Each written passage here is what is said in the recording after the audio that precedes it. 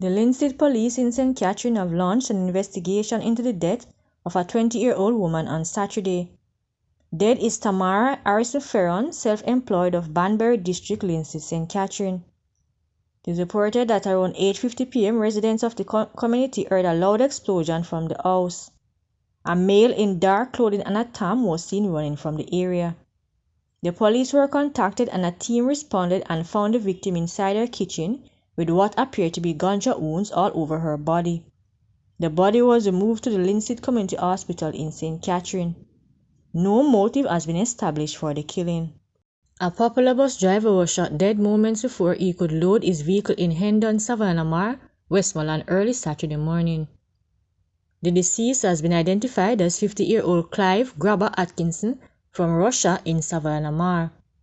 Atkinson is said to have plied the Savannah to Montego Bay route for several years. Reports indicate that Atkinson parked his bus as he usually did and leaned against it when he saw three men on bikes with firearms approaching him. Atkinson reportedly tried to run but was shot in the foot and fell. The men reportedly then continued to shoot him several times in the head before escaping. He was rushed to Savannah Public General Hospital where he was pronounced dead. A 24-year-old lifeguard from Catherine Mount in St. James has been arrested and charged with the murder of his 30-year-old brother. Charge is Delando Bailey. He is implicated in the death of his brother O'Shane Bailey. According to reports from the Mount Salem police, the brothers were at home on Tuesday, September 12, when an argument developed. It escalated into a physical altercation where he alleged that Delando choked his brother until he became unresponsive. O'Shane was taken to hospital where he was pronounced dead.